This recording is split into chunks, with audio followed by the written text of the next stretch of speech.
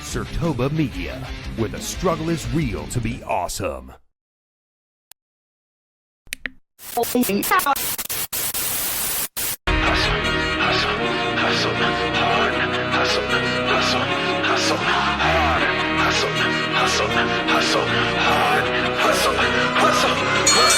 push that weight to get that dough, but I don't break cause I've been broke. If ain't no pain, then ain't no growth. To keep it 100, I came in to run it and bet if I had to, I'd do it again. It ain't no race if I don't win. I push that weight to get that dough, but I don't break cause I've been broke. If ain't no pain, then ain't no growth. To keep it 100, I came in to run it and bet if I had to, I'd do it again. It ain't no race if I don't win. Trust I'm coming up for that top spot, coming up for that throne. Trust I'm coming up for that drop top. Hey, what's good, everybody? Welcome back to another episode of The Grind. Here, where we talk about all things wrestling. No. Let's change that up. Because I need to be more specific, right? We don't talk about every single thing that's wrestling. And at times, I bring other things up. So let's switch it up a little bit. We are here to talk about the all things WWE. And you can catch The Grind every single Saturday, 4 p.m. Eastern, right here on Sertoba Media. That's right, SIRTOBA Media, right here on YouTube. Full episodes every single Saturday at 4 p.m. Eastern. You can also catch The Grind on many different social media platforms. Those social media platforms will be available for you to see at the end of today's episode. And let's get into what we have for today. The Royal Rumble 2025 ended on last Saturday, and I haven't had a chance to really give you all my thoughts on it. So I wanted you all to kind of hear from me on what I think the fallout from the Royal Rumble 2025 is going to be. Now, before I do that, I want to state that I feel as if the Royal Rumble this year is top 5 all time. Yes, I said it. Top 5 all time. And I feel as if a lot of people might disagree with me for their own particular reasons, but I'm trying to look at this objectively a little bit. There was only 4 matches on the card, and I have to tell you, I cannot sit here and astutely look at each match and say, you know what, that didn't meet the bar. It at least made, it evened itself out. I'm not saying every single match was above average or exceptional, but every match met solid standards to say we had a good time at this show. So the first match was the Women's Royal Rumble match. It started off with Io Sky coming in at number 1 and Liv Morgan coming in at number 2. And this match was, up and down. It had some funny moments online. It was something surfacing when Jordynne Grace came out, one of the surprise entrants, had did something to Bianca Belair, and Bianca Belair could not hold it in. My girl was cracking up. But this match had its way, in a sense. It kind of started telling some stories that we should start to see in the future. One main story, and probably I believe is the pop of the night, is the returning Alexa Bliss at number 21. Now, Alexa Bliss at number 21, she's been gone for 2 years now, to take care of her family, to start a family per se, have a child and whatnot. And she's finally back. And the tribute that she gave to Bray is pretty prevalent. You can see all those tributes online. Just get on Twitter and check it out. But the fact that she was eliminated by Liv Morgan definitely points to the fact that we're going to see a feud between them two coming up in the future. And it kind of has some things that kind of contradicts why it should be, a story we should look forward to. For instance, like this past Monday, she didn't even show up on Raw. So the Wyatt 6 we know is on SmackDown. Will Bliss be on SmackDown? But Morgan is on Raw. Are we going to break the barriers of SmackDown and Raw? Like, it's so much going on that we really don't know where this is going to go. And I actually like it. I'm at a point in wrestling when I am tired of having things just being exposed. Things just happen. I want to be surprised by some things and allow fantasy booking to take its place. So I think it was pretty cool how they handled it, and I want to see what they do going forward. I'm excited to have Miss Bliss back. Now, I will say some of the disappointing points of this match were some botches that took place. Especially, right at the beginning of the match, Laura Valkyria, I know it's not her fault.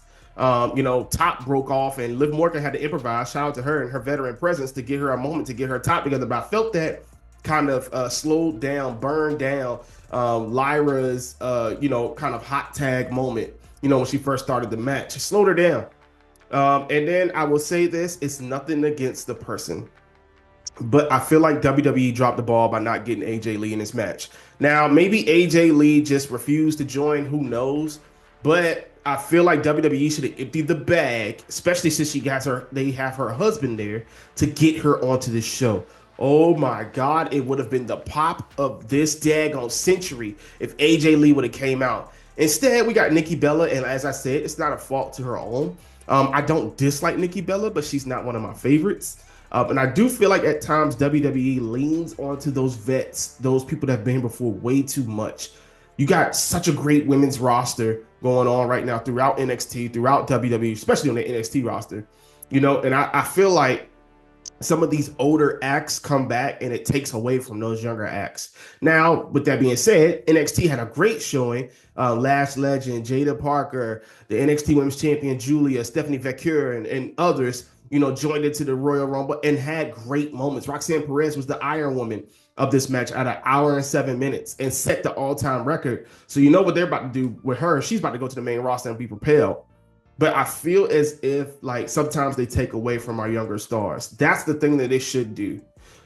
Get those younger stars over with the crowd. But all in all, this match was cool.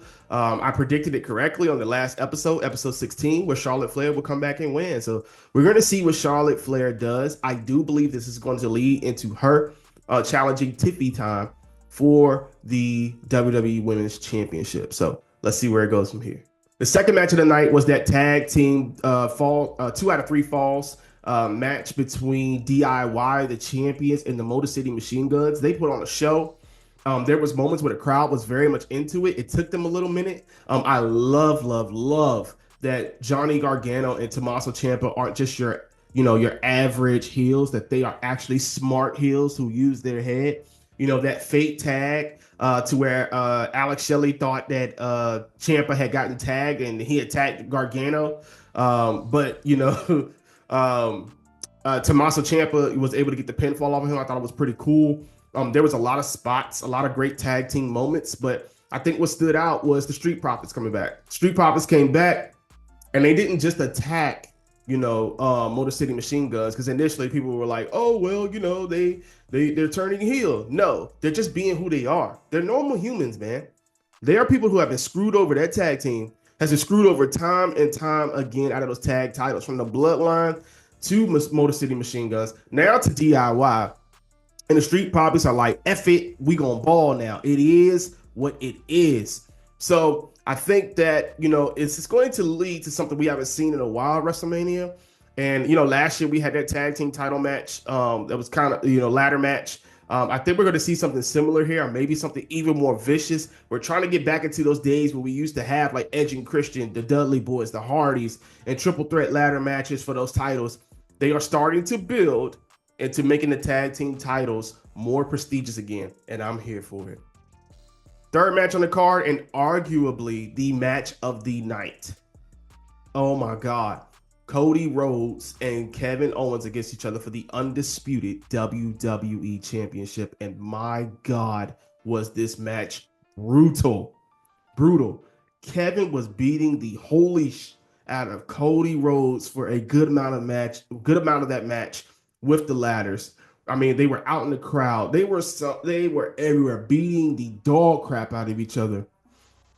Kevin got busted open, and some fan, just kind of leaked out where he, bladed himself or whatever like that. Please, y'all just stop it. Just let wrestling be wrestling, man. It's entertainment. But that match was brutal. And Kevin Owens ultimately ended up losing that match because Cody Rhodes went to a place that we didn't think he would go to. Now, what does this say about Cody Rhodes?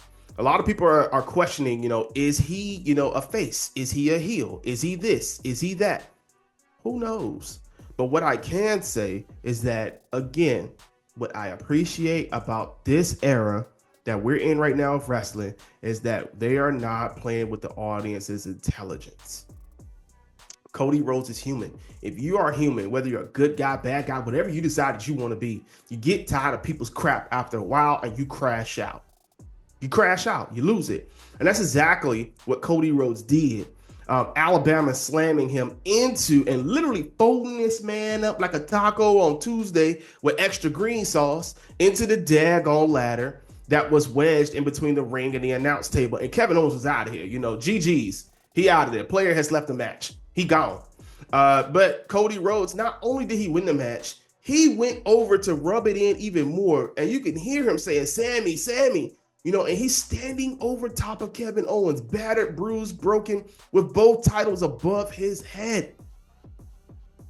Talk about adding insult to injury.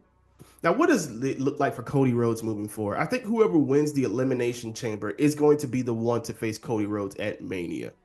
And I got a strong feeling it's going to be, you got Roman, you have Cena, you have Rollins. I'm pretty sure Logan Paul will qualify next week. I think it's going to be a stack field without question. But going forward, like, what does it look like as far as the other interests that will fill this up? I don't know. I'm feeling like we're leading to Cody and Roman again. But Cody is on a more of a crash out mode. So we will see how this unfolds. But Cody Rhodes is starting to go into that rogue era, and I'm here for it. Last match was the men's Royal Rumble match. And I will tell you, this match was okay. I'm not going to sit here and say like it was just so astounding, blah, blah, blah, but it had its moments, some great spots, Joe Hendry coming out. That pop was amazing. Roman coming out. The standoff between Roman, Cena, Punk, and Rollins was dope.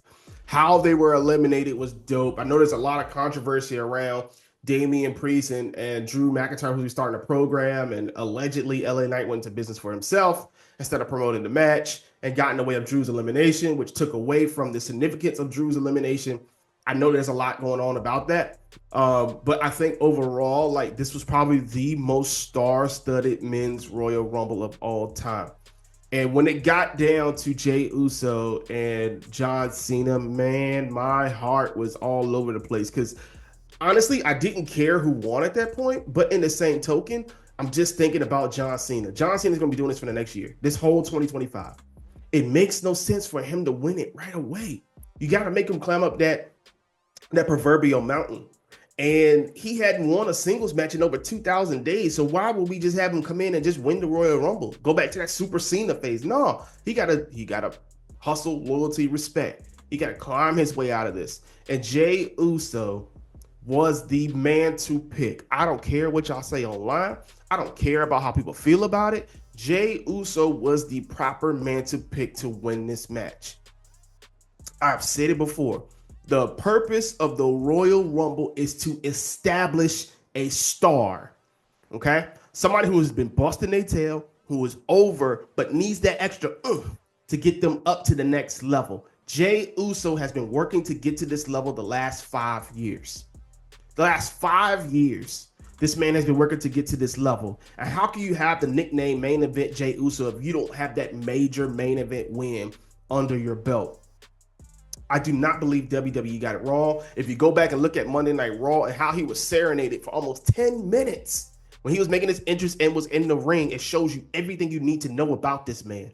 If you hating, I don't know what to tell you. There's other programs to watch. But Jey Uso is absolutely positively deserving of this moment, and I can't wait to see him win a world title at Mania. They better put the strap on this man, and let's go and give him an actual title reign and see what he can do. Now, the Royal Rumble starts the road to WrestleMania. We're officially on it now. And there are some rumored matches that's going on, like, Wyatt Six versus Judgment Day. Maybe a triple threat match between Roman, Punk, and Rollins, and, maybe Cena versus Cody. There is a lot to go with this. Now, Cena versus Cody would be kind of crazy because, Cody would have to go. I think Cody would have to go to that dark place. But anyways, the women's championship match, Tippy Time versus Charlotte Flair, and possibly Rhea versus Bianca Belair. There is so much going on, and we don't even know what's going on with Jade Cargill still. There is so much going on during this time of year, and I love the fact that it's still up in the air where we as wrestling fans can continue to do fantasy booking and see where everything lies. We think we know, but we don't know. And actually, I appreciate not knowing. So that's it, y'all. That is the fallout from the Royal Rumble 2025. I cannot wait to tune in to the Raws, the SmackDowns, the NXTs, all the way up to WrestleMania.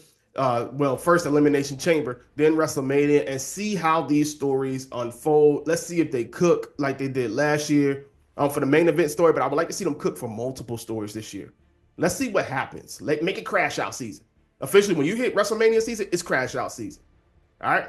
So I appreciate you all joining me today for a few moments to talk about the Royal Rumble fallout. Share your thoughts and opinions down below in the comment section. What do you think about Charlotte Flair winning the Royal Rumble? What do you think about Jey Uso winning the Royal Rumble? What do you think about the two matches, the tag team match and the Cody and Kevin match? What do you think? But I appreciate y'all hanging with me. Check me out every single Saturday at 4 p.m. Eastern right here on Sertoba Media. Full episodes, Sertoba Media. The only way I won't be here is if life gets in the way, if I got something going on. But I will be here for you. I will make a way to be here. All right? Please like, share, subscribe. Follow Sertoba Media on all social media platforms. Like, share, subscribe. Follow The Grind. You will see those specific platforms here in a second. Always, always, always stay true to what you do. Stay true to why you do, and always, always stay true to you. I appreciate y'all again. I love y'all. Be safe, and I'll see you next week. Peace. I